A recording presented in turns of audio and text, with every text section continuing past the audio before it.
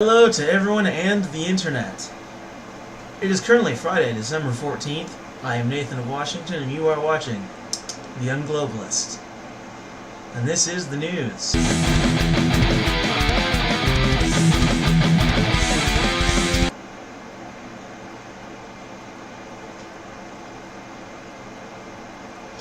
Emmanuel Macron has been accused of treason.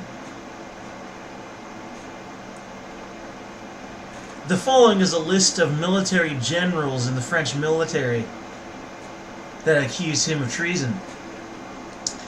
General Antoine Martinez,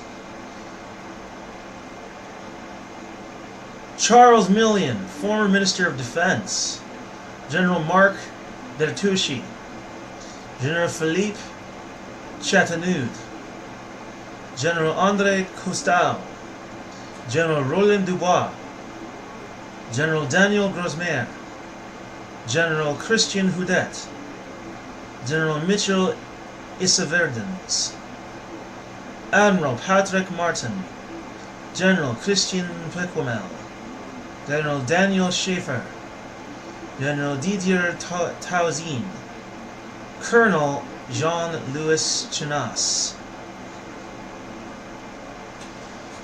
Now, this was due to his signing of the UN Migration Pact, which has been seen as a threat to French sovereignty. Now, let's be fair, Macron is a skunk, and not a cool skunk like Pepe Le Pew. He's just a plain old skunk. And quite frankly, his ghost is toast if he can't regain control. If I were him, I'd run away and never return, like Simba from The Lion King. Well, except Simba did come back. But what I mean is, he should leave and stay away. Because otherwise they're probably going to frickin' kill his ass. Those generals I just mentioned might decide to throw him out to the yellow vests, who in turn may decide to hang him, lynch him, right in the middle of the street.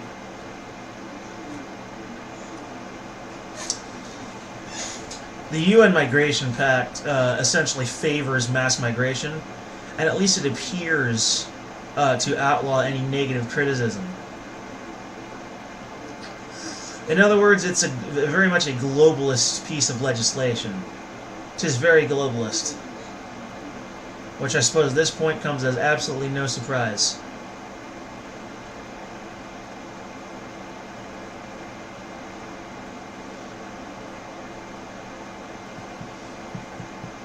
Bottom line is, it really doesn't.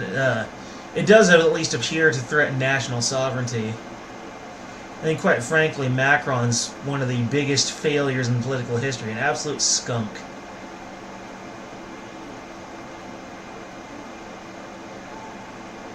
Fuck you, Emmanuel Macron. Fuck you.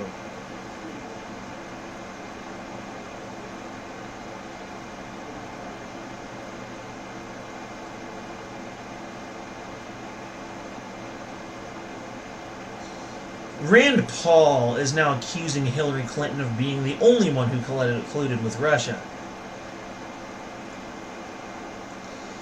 The irony of this is that if it's true, well, the best way to get away with something is to point the finger at someone else, and then accuse them of what you're doing. That way everyone else will look at them instead of you.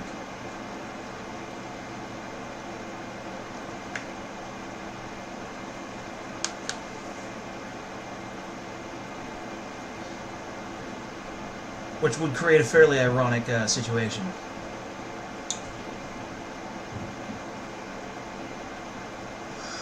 Rand Paul's claim itself appears to be pretty legitimate. Hillary had been up to some stuff for certain. She had sources there in Russia and continued to use them for some time.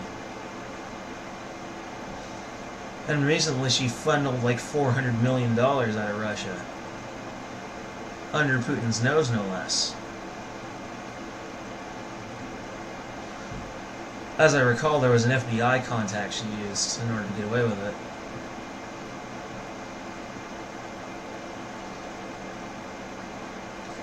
Bottom line is, Rand's quote was, "The only people who we actually know colluded with the Russians were Hillary Clinton, who paid a British agent who paid Russians for information for the dossier."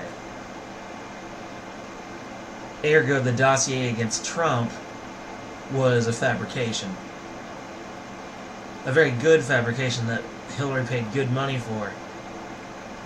So it would appear that Rand's claim was absolutely legitimate.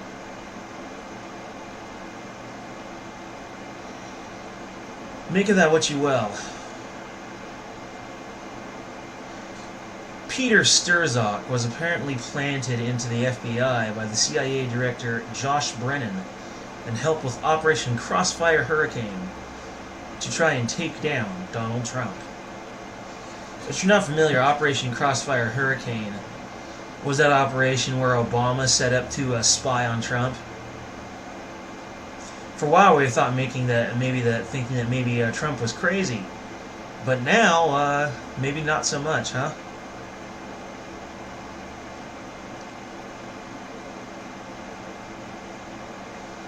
Peter Strzok was pretty solid. Was in mostly a clerical role, an honorary role in the FBI. The FBI themselves said that his role there was not significant. Therefore, that certainly lends some credence to the fact that Josh Brennan could have planted him there with the intention of facilitating Operation Crossfire Hurricane. And the CIA was very loyal to Obama during his presidency. So I'd say that pretty solidly condemns Mr. Strzok. That certainly makes him look awfully dirty. Putin has called out George Soros as a globalist and Nazi sympathizer, and claiming that he in fact meddled in U.S. politics.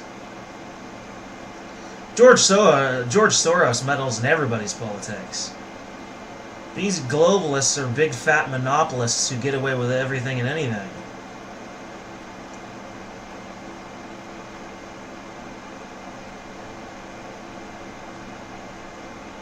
Fuck George Soros. Corrupt asshole can't leave anything alone. He's always got to be maneuvering politics into his favor. Guilty as hell and selfish. Bottom line is, Putin says George Soros is meddling in U.S. politics. Putin, buddy, George Soros meddles in everyone's politics. Yours included, probably. Putin also said that Hillary funneled $400 million from Russia to help her campaign. But of course, she and the mainstream media refused to comment. This doesn't even come from mainstream sources. I've completely changed my sources to a new website. This is where I'm getting my stuff from, and it's all verified.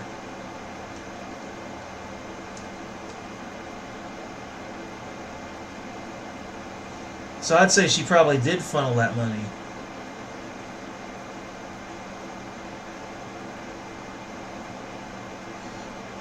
Robert Mueller was found guilty of wiping Peter Strzok's iPhone.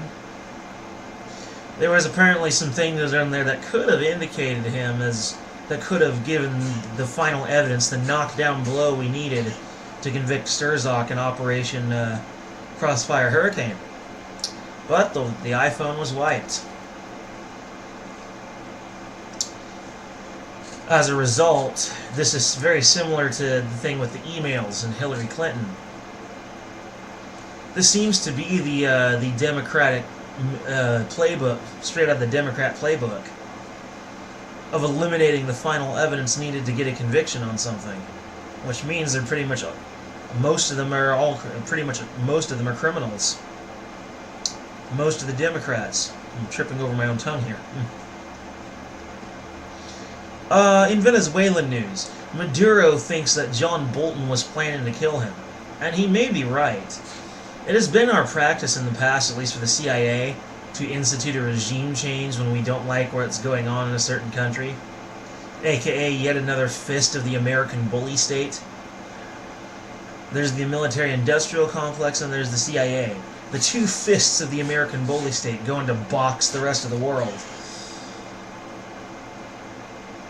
And while that only opens up the possibility, John Bolton was certainly very critical of Maduro.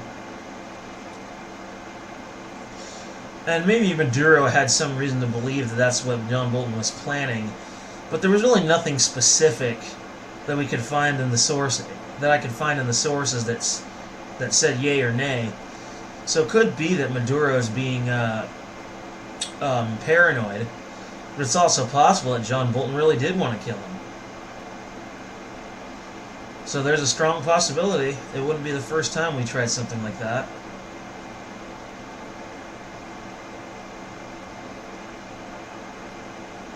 Miri Regev is a major member of the Israeli government, one of their ministers, and she says that she is proud to be fascist. Oh, lovely. Yeah, pretty much that whole Israeli government is fascist. A lot of them aren't even real Jews. They're Ashkenazi Jews, means they're part European, they're part white. A lot of them. But she says she's proud to be a fascist? What a lovely thing to say.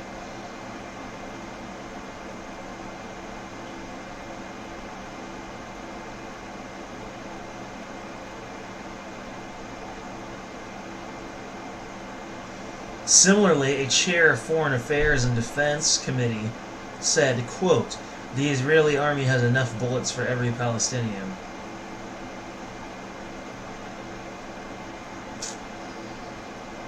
The Israeli government is just completely fucked up. And quite frankly, if they actually do go ahead and slaughter a bunch of Palestinians, we should therefore declare that the UN should therefore declare Israel a rogue state and take them down.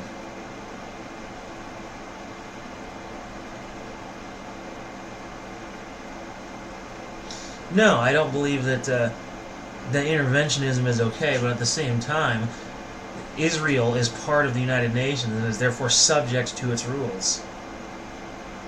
It should therefore be made to obey them. If you're going to be part of the group, you follow the rules of the group.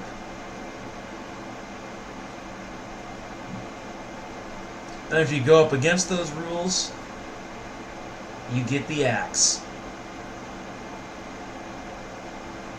Anyway, that's it for the Young Globalist today, folks. I'm out.